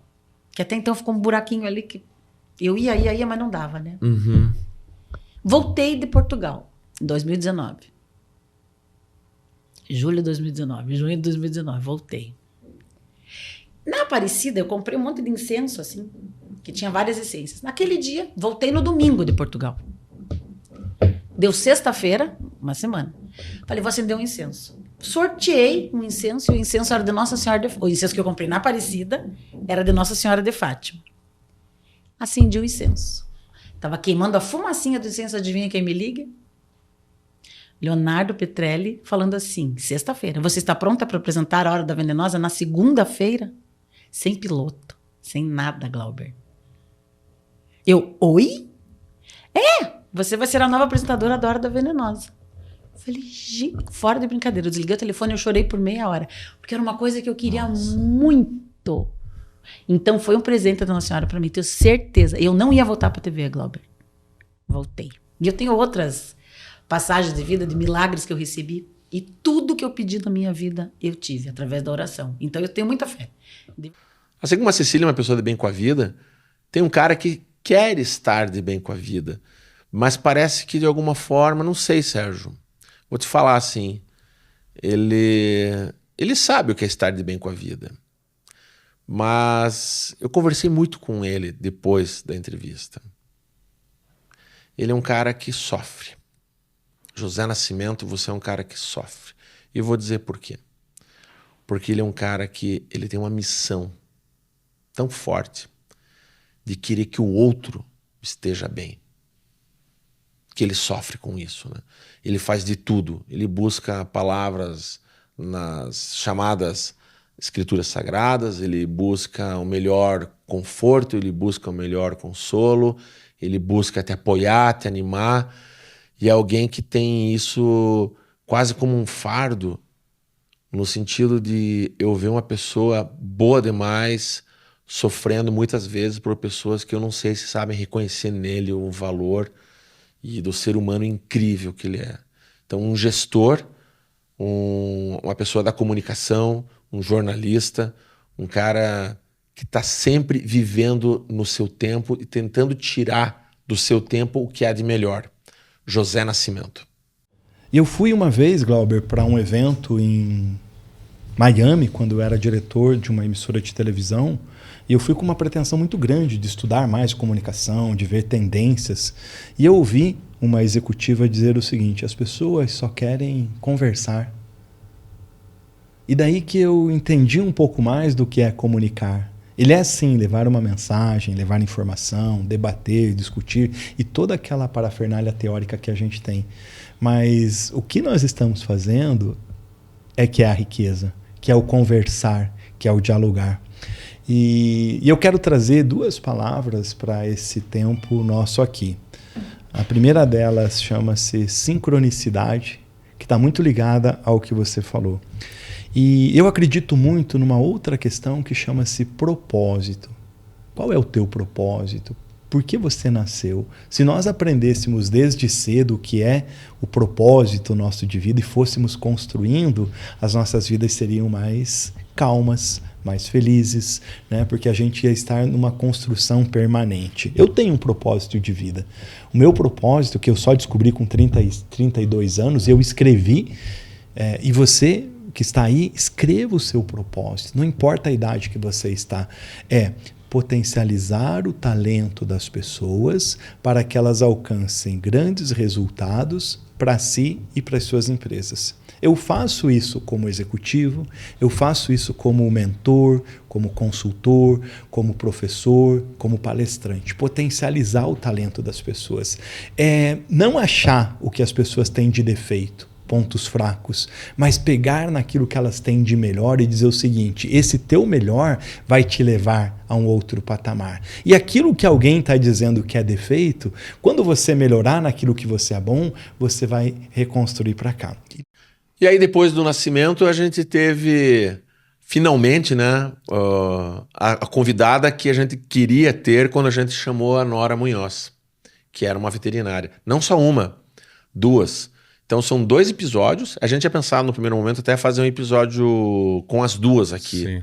Mas não era a proposta daquele momento do podcast. Não é um episódio contínuo, né? Não é que uma começa a falar e outra vai concluir os raciocínios.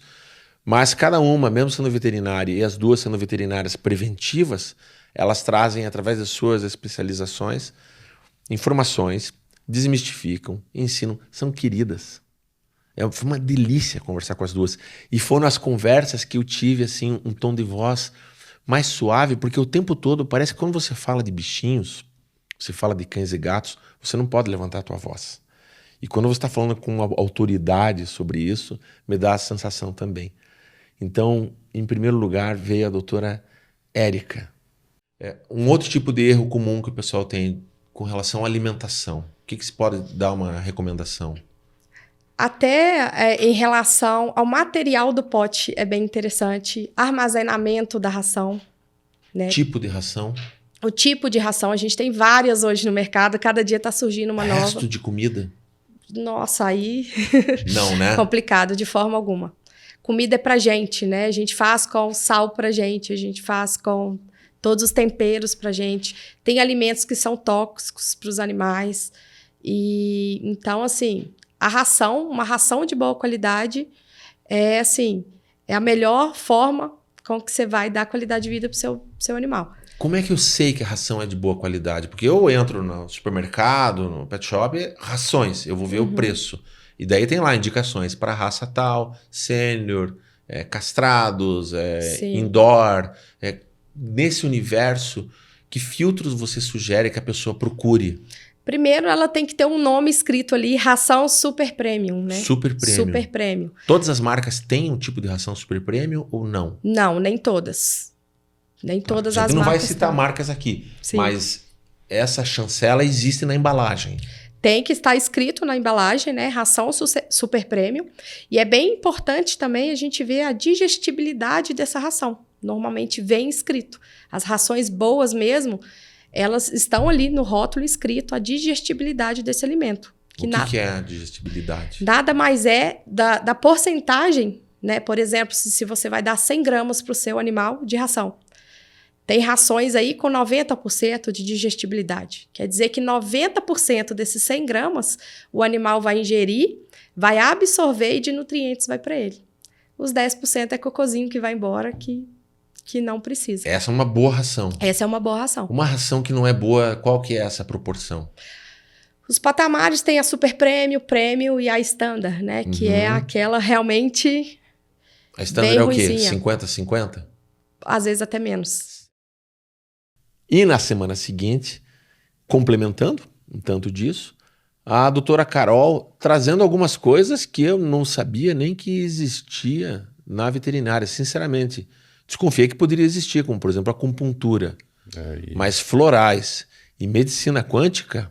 E ela fala uma coisa ali que bate de frente assim, com uma coisa que aconteceu comigo, que é do animal te escolher e tal.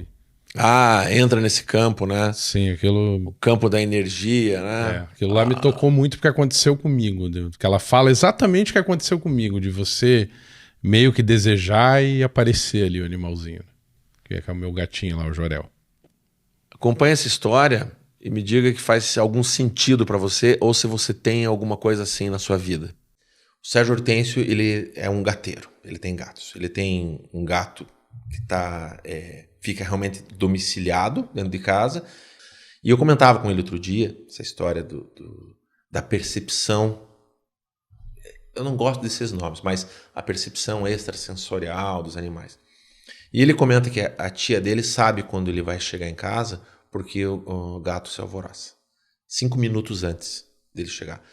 Não é feromônio, não é audição, não é visão e não é olfato, não é nada disso. Por quê? Porque a 5 minutos ele está dentro de um Uber, num carro fechado, a 1 quilômetro de distância, na chuva. E ele não chega em casa no mesmo horário. E o gato sabe que ele está chegando. Eu tenho as minhas teorias e eu acho que cada um tem suas teorias. Qual que é a sua teoria sobre isso? Olha, eu não sei se eu deveria entrar para essa área, mas a gente tem conexões energéticas, vamos dizer assim, que está fora dos nossos conhecimentos aqui para tratar, né? Então, eu acho que a percepção e a carga de energia ligada entre um animal e o seu tutor é muito grande. Eu tenho para mim que a gente não tem um animal por querer ter. O animal escolhe, o universo manda para a gente, né? Então, isso daí a gente entra no campo da energia quântica. Então, muitas das vezes, inconscientemente, a gente pede aquele animal e o animal pede para a gente. Eles vêm com uma missão para a gente, né? Seja ela qual for, o tempo que eles estejam ali junto da gente. E essa conexão torna-se, assim, para quem tem mais percepção, muito mais forte. Então, a gente escuta essas histórias, né, diferenciadas que, quando a pessoa tem essa percepção, ela nota que a comunicação entre o gato e o tutor é bem acirrada, sabe? E para encerrar essa primeira temporada, né, esse aqui é um episódio que encerra, o episódio da entrevista que encerrou, foi um episódio que eu considero pesado. Eu acho um assunto pesado. Eu acho quase que desagradável, no sentido assim, eu não gostaria de falar sobre aquele tipo de assunto, mas é um assunto que a gente precisa falar, que é com relação à segurança nas estradas, com relação à tragédia que muitas vezes a estrada, que é um lugar transitório, um lugar de passeio, é um lugar que leva pessoas e cargas, que ajuda as pessoas, mas que muitas vezes é o fim da vida, fim da estrada da vida de muitas pessoas. E a gente teve uma conversa muito saudável, muito esclarecedora e, de certa forma, muito redundante, principalmente sobre a questão dos cuidados no trânsito. Com o policial rodoviário federal, hoje superintendente da Polícia Rodoviária Federal no estado do Paraná, o Fernando César Oliveira. Então, é um trecho crítico nosso, assim como a 277, também o trecho do Serra do Mar, mas o que eu costumo dizer é que, para além de trecho crítico, o que existe muito mais, na minha avaliação, são condutas críticas, independente do trecho. Você me perguntou antes se há trechos mais seguros. Óbvio que um trecho de reta, pista seca, duplicada, é um cenário perfeito para qualquer viagem, mas o acidente grave, a colisão, o sinistro pode acontecer justamente nessas condições, e reta, pista duplicada e pista seca. E muitos óbitos, infelizmente, acontecem assim, porque estão ligados a excesso de velocidade, falta de distância de segurança dos veículos, e você também não se antecipar a eventuais erros dos outros motoristas, né, que é um princípio básico da direção defensiva. As pessoas erram, você, eu, nós estamos sujeitos a errar. E quando você dirige o seu veículo já imaginando que algo de errado pode acontecer com qualquer motorista que está próximo a você, a chance de você evitar ou minimizar o risco de se envolver numa ocorrência trágica, a chance diminui bastante. Então essa é a principal orientação que a PRF dá para quem for pegar a estrada nesse final de ano, início de 2024, nesse sentido. Que todo mundo que inicia uma viagem não está pensando em parar no meio do caminho por conta de uma ocorrência de trânsito, né? Então, para evitar esse risco, o principal conselho é siga a legislação, né? E os princípios de direção defensiva, né? Entra na internet, pesquisa lá no buscador, que assim, vale a pena você conhecer e tentar aplicar na prática os conceitos de direção defensiva. O risco de se envolver num acidente, num sinistro, diminui bastante. O primeiro episódio da nossa próxima temporada, que começa semana que vem, com o nosso querido, o nosso Elvis, como o pessoal fala, o nosso rei, o impersonator. 2024 com o rei, olha que honra, hein? A gente começa o ano com o rei. Enquanto a Rede Globo termina o ano com o rei, nós começamos com o nosso rei, com o The King, né? O imitador. Eu acho horrível. Sérgio Hortêncio, eu acho horrível a pessoa viver às custas de uma imagem de outra pessoa. Sinceramente, eu acho uma coisa assim, desagradável. Mesmo, de lamentar isso. E esse tom eu coloquei para ele o tempo todo, porque o Rogério Cordoni é um cara, e isso vai permear a entrevista inteira. Quem for assistir, né, ou quem já tem assistido, vai sentir isso. As pessoas têm seus valores. A Cecília Comel me falou pra gente aqui, nossa, eu me sinto importante aqui, sabe? Você trouxe tanta gente importante e me convida, quanta gratidão eu tenho. Cara, todo mundo que a gente convida é importante, e mesmo não convidados vindo aqui, eu faço a questão de mostrar para a pessoa a importância que ela tem, se não para a vida dela, para a vida das outras pessoas. E a gente tem um filme que conta bastante isso. A felicidade não se compra. Né? Não é disso que faz a premissa. É o filme de final de ano eterno, né? Quando você sente o impostor da sua vida. Mas eu vendo alguém com o talento que o Cordoni tem, o talento vocal, carisma, é um artista completo, e eu provoco ele no sentido de que, cara, para de se esconder atrás da roupa do Elvis Presley, né? Que é divertido, é legal, mas tem algo maior aí nessa pessoa, né? E a gente consegue, a gente tem esse sucesso na entrevista. Eu não vou mostrar aqui um trechinho desse momento, mas vou mostrar deixar para vocês uma palhinha do tom divertido que foi conversar com o queridíssimo Rogério Cordoni. Segundo John Lennon, o Elvis morreu quando ele foi para o exército. Sim. Porque ele ia ser preso.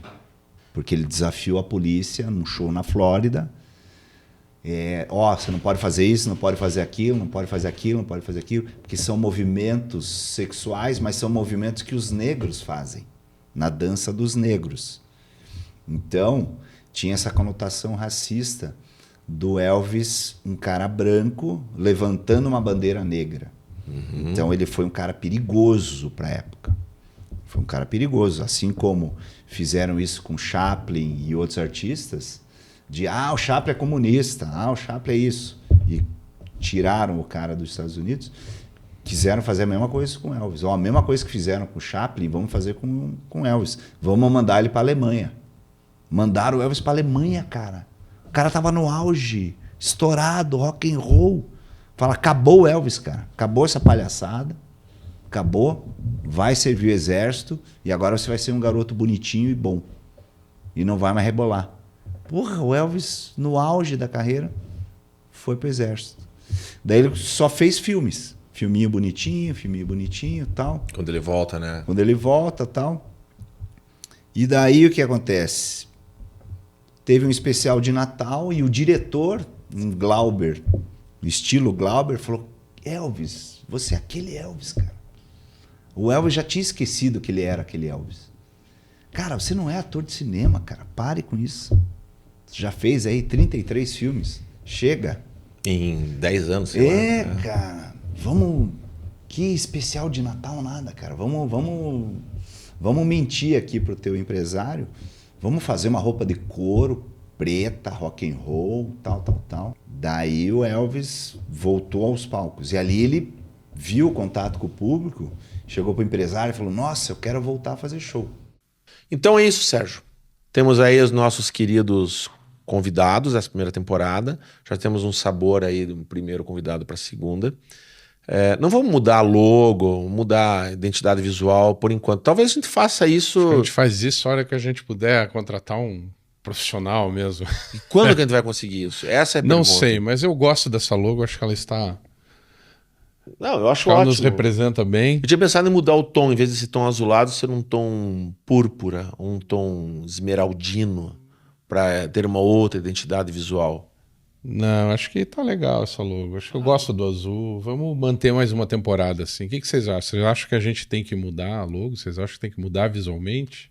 Sérgio Hortêncio, eu acho que eles, a pessoa que está assistindo a gente não tem que achar nada, de verdade. Eu acho que eles têm que participar. Então, escreva. Mas a ideia, quando eu pergunto, é para que vocês participem. Não quer dizer que vocês vão falar, acho que tem que ser laranja, nós não vamos mudar para laranja, mas vocês participaram, vocês disseram: eu estou aqui dando audiência para o trabalho que vocês estão tendo. É isso que a gente quer. Isso é o principal. Então, temos a segunda temporada começando aqui, a gente vai encerrando aqui. E já de cara, assim, a gente tem gravado já com o Cordone. Quando a gente está gravando nesse momento, a gente já está se preparando para gravar com o Jaime Lauda, com o astrólogo, né? Ele é seríssimo. Cara, não é o cara do horóscopo do jornal. É um astrólogo, um cara do mapa astral. E vai ser uma conversa muito rica. A pauta que eu desenvolvi para trabalhar com ele é bem legal, é bem bacana. Mas eu quero deixar aqui aberto para quem está assistindo. Se você tiver alguma dúvida, alguma sugestão, ou, sei lá, alguma pergunta para fazer para o astrólogo, deixa no comentário desse vídeo que eu jogo para ele. Não posso garantir que ele vá responder, mas eu te garanto que eu vou perguntar. Mais alguma colocação, Sérgio? Não, acho que foi uma boa temporada. Foi uma boa temporada. Um bom começo. Menos de 3 meses, 16 episódios. Já temos alguns milhares de visualizações de horas, né, visualizadas. E algumas pessoas já dando retorno pessoal, bons agradecimentos. Já temos gente pedindo para participar, isso é outra coisa. Se você quiser participar, entre em contato com a gente. Sim, a gente já está com uma agenda aberta para 2024. Temos alguns já... Eu tenho, nesse momento na lista, 10, 12 pessoas já confirmadas nas mais diversas áreas. Só dando spoiler, a gente tem ator, a gente tem uma professora de teatro, a gente tem uma empresária de... artistas stand-up. A gente tem artista stand-up vindo para cá. A gente tem um empresário da ramo de alimentos que vai gravar também agora em janeiro com a gente. 10 anos tem a empresa dele. A história de como ele começou a empresa dele, ele tem um sucesso com a empresa dele. Sensacional. Parabéns. Bom para ele. Mas como ele começou a empresa dele, cara, isso interessa para quem for ouvir mais do que qualquer outra coisa. Então, é um ano que eu quero, realmente torço para que a gente possa continuar trazendo para as pessoas um tanto de informação, um tanto de inspiração. E como eu falo assim, quando eu recebo um agradecimento, ali, um elogio ou algo assim, eu não tomo isso para nós aqui. Eu tomo isso para a pessoa. Que bom que a pessoa realmente tirou algum proveito daquilo. Eu acho que isso é mais importante, de verdade, enquanto missão e objetivo assim mais humano do material do que qualquer outra coisa. É verdade. Certo? Ficamos por aqui. Últimas palavras, eu vou deixar com você enquanto eu abasteço a água pra gente brindar. Quase que eu falei pra gente abrir um vinho hoje, mas você vai pegar a estrada, então não dá, né? Certamente não dá, mas a gente vai ter Mas ainda abriremos o nosso vinho para brindar. Mas brindamos com água hoje, aos próximos 50 episódios, né? Um ano são 50 episódios. Vamos dar um número aqui, compromisso nosso, quando que termina essa segunda temporada? Que casualmente, assim, nossos 100 inscritos terminaram em final de 2023. Mas eu acho que a segunda temporada ela não vai terminar final de 2024. Eu pensei a gente ter um outro indexador. Eu pensei assim, quando a gente tiver 1000 inscritos no YouTube. Eu acho um pouco arriscado. Porque pode durar alguns anos isso? Eu acho um pouco arriscado isso, porque... Não, justamente pelo contrário. Pode acontecer daqui a 4 episódios. Não é que acontece daqui a 4 episódios. A gente fazer uma temporada só com 4 episódios? Não, né? Então esse indexador fica como? Daqui 15 episódios? Daqui 30 episódios? Eu acho que é ali pelo meio do ano, que vai dar ali uns 24 episódios. Fica mais ou menos como uma temporada de série. Vamos fazer assim, ó. Solstício de inverno, 21 de junho. A gente vai conversar sobre isso. Já que a gente vai ter um astrólogo, vamos trazer dia 21 de junho um astrônomo para conversar.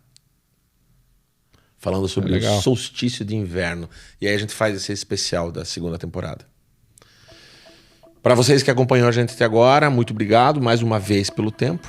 Muito obrigado, Sérgio, pela parceria, pela nossa paciência. E saúde!